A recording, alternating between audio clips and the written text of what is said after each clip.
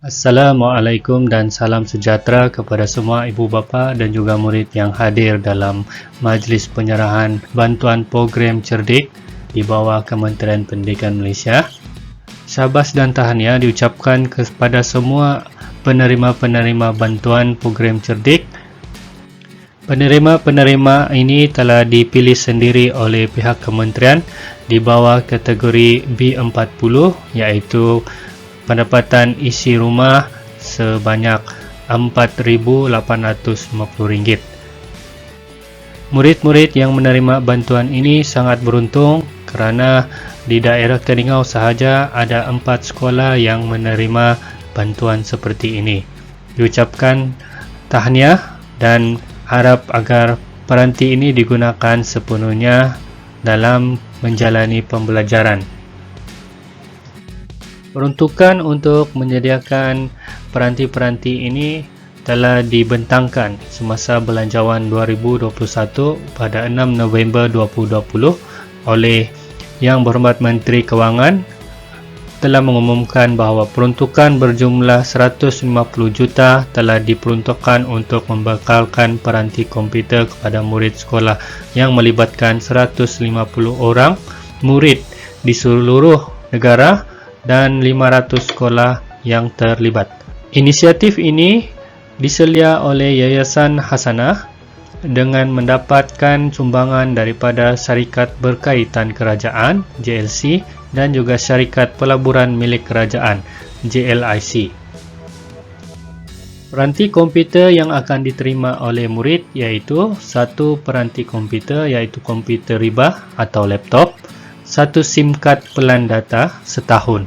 Pelan data setahun ini diberikan secara percuma dan kuota data adalah 15 GB sebulan. Status peranti komputer ini adalah pinjaman sahaja.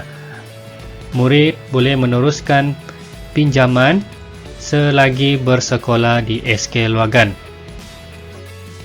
Namun begitu, sekiranya murid sudah tamat tahun 6 atau berhenti sekolah atau dibuang sekolah atau berpindah sekolah atau menyalahgunakan peranti tersebut, murid perlu mengembalikan peranti tersebut kepada pihak sekolah. Sekiranya berlaku kerosakan atau kehilangan, tiada penggantian yang baru. Ibu bapa perlu membuat laporan polis sekiranya peranti-peranti tersebut hilang. Laporan yang telah dibuat perlu dihantar ke sekolah dan jawatankuasa akan menilai. Sekiranya berlaku kecoyan di pihak ibu bapa, denda akan dikenakan. Peranti-peranti ini digunakan hanya untuk pembelajaran sahaja. Murid tidak dibenarkan untuk menyimpan foto atau fail peribadi di dalam peranti-peranti ini. Pihak sekolah boleh mengarahkan ibu bapa untuk menyerahkan peranti untuk tujuan pemeriksaan dari semasa ke semasa. Peranan ibu bapa sekiranya berlaku kehilangan, pastikan untuk melakukan laporan polis. Kedua, memastikan anak atau tanggungan melaksanakan pembelajaran menggunakan peranti ini seperti mendapatkan maklumat dan sentiasa mengikuti PDPR. Ibu bapa perlu memantau akses internet murid. Pastikan murid melayari laman web yang berkaitan dengan pembelajaran. Sekiranya pihak jawatankuasa menetapkan bahawa ibu bapa perlu menjelaskan denda, ibu bapa perlu akur dan menjelaskan denda dalam tempoh yang telah ditetapkan. Ibu bapa juga perlu memulangkan peranti apabila diarahkan oleh pihak sekolah bertujuan untuk melakukan penyelenggaraan dan juga pemeriksaan terhadap peranti tersebut. Peranan murid adalah menjaga keselamatan dan juga kebersihan peranti. Pastikan setiap kali selesai menggunakan peranti, dibersihkan dan disimpan di satu tempat yang selamat. Murid tidak dibenarkan untuk menyalahgunakan peranti ini, seperti bermain game, melayari laman web yang tidak berkaitan dengan pembelajaran.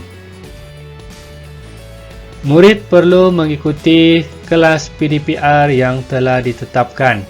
Kegagalan mengikuti kelas PDPR menyebabkan pihak sekolah mengarahkan ibu bapa untuk mengembalikan peranti ini. Murid hanya dibenarkan untuk mengakses laman sesawang pembelajaran sahaja, seperti D5, Google Classroom, quizzes dan sebagainya. Setiap aktiviti internet sentiasa dipantau dan disimpan di dalam sejarah penggunaan internet. Jadi murid kena hati-hati melayari internet.